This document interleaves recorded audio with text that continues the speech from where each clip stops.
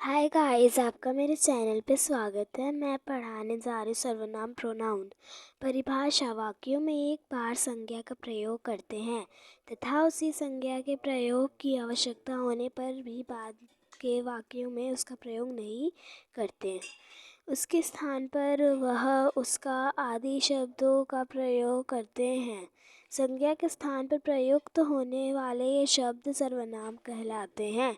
तथा कामता प्रसाद गुरु के अनुसार सर्वनाम उस विकारी शब्द को कहते हैं जो पूर्वापर संबंध से किसी भी संज्ञा के बदले आता है। जिस शब्द का प्रयोग संज्ञा के बदले होता है उसे सर्वनाम कहते हैं। नाम के स्थान पर आने वाले शब्दों को ही सर्वनाम कहते हैं।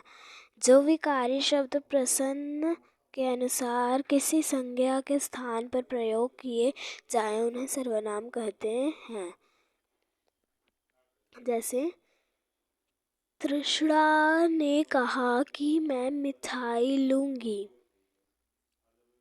शालू ने संध्या से कहा कि क्या वह नहीं पढ़ेगी। यहाँ मैं और वह सर्वनाम है। सर्वनाम के भेद: सर्वनाम के 6 भेद होते हैं। पहला पुरुषवाचक सर्वनाम, दूसरा निश्चयवाचक सर्वनाम, तीसरा अनिश्चयवाचक सर्वनाम, चौथा संबंधवाचक सर्वनाम, पांचवा प्रश्नवाचक सर्वनाम, छठवां निजवाचक सर्वनाम। प्रयोगानुसार सर्वनाम के 6 भेद तथा 3 उपभेद हैं जो इस प्रकार हैं। सर्वनाम पुरुषवाचक, निश्चयवाचक, अनिश्चयवाचक, संबंधवाचक, प्रश्नवाचक, निजवाचक। पुरुषवाचक: उत्तम पुरुषवाचक, उत्तम पुरुष, मध्य पुरुष, अन्य पुरुष। पहला पुरुषवाचक सर्वनाम: जो सर्वनाम किसी पुरुष, स्त्री या पुरुष के लिए प्रयोग में आता है उसे पुरुष सर्वनाम कहते हैं। जैसे मैं, तुम, वह आदि। पुरुष 3 प्रकार के होते हैं। उत्तम पुरुष, एकल पुरुष, बात कहने वाला वक्ता को उत्तम पुरुष कहते हैं। जैसे मैं, हम। दूसरा मध्य पुरुष, जिससे बात कही जाए, श्रोता, वह मध्य पुरुष, मध्यम पुरुष है। जैसे तू, तुम, आप। अन्य पुरुष, जिसके श्रोता और वक्ता को जोड़कर संबंध में बात कही गई हो, वह अन्य पुरुष है। जैसे वह, वे। बहुवचन के लिए हम, आप, वे के साथ लोग शब्द लगा दिया जाता है। जैसे हम लोग अभी स्कूल आए हैं। तुम लोग कहाँ थे? आप लोग भोजन कीजिए। वे लोग चले गए। यहाँ उदाहरण के रूप में एक वाक्य दिया जा रहा है जिससे 3 उत्तम पुरुष, मध्यम पुरुष और अन्य पुरुष का प्रयोग स्पष्ट हो जाएगा। उदाहरण: मैं उत्तम पुरुष, आप मध्यम पुरुष को यह बताना चाह रहा हूँ कि वे अन्य पुरुष। लड़के जो वहाँ एकत्रित हैं वे अन्य पुरुष अच्छे चरित्र के नहीं हैं।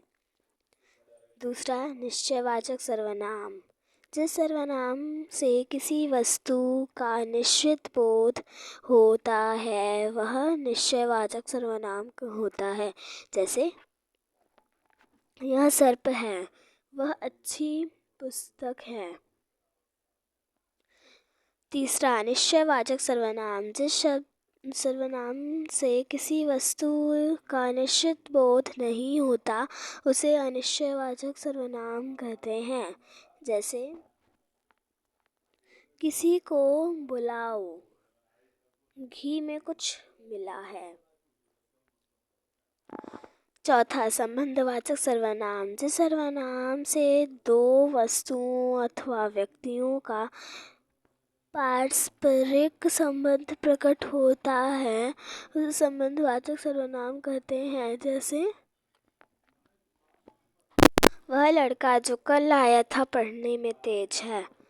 जो बोगे सो काटोगे, जो तुम चाहो करो। पांचवा, प्रश्नवाचक सर्वनाम। जिस सर्वनाम से प्रश्न का बोध होता है उसे प्रश्नवाचक सर्वनाम कहते हैं। जैसे यहाँ कौन है जो मुझे नहीं जानता, वह कहाँ जा रहा है, वह क्या चाहता है, तुम कैसे आए। छठवां, निजवाचक सर्वनाम। जिस सर्वनाम से कर्ता का बोध होता है वह निजवाचक सर्वनाम होता है। जैसे आप जैसे समझे करें, यह आपका ही हो गया,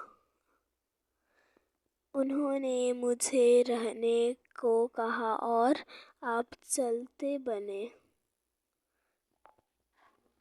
सर्वनाम का रूपांतर।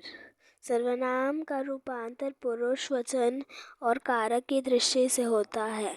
लिंग। सर्वनाम चाहे किसी भी लिंग के लिए प्रयुक्त हो, उसका रूप हमेशा एक ही होता है।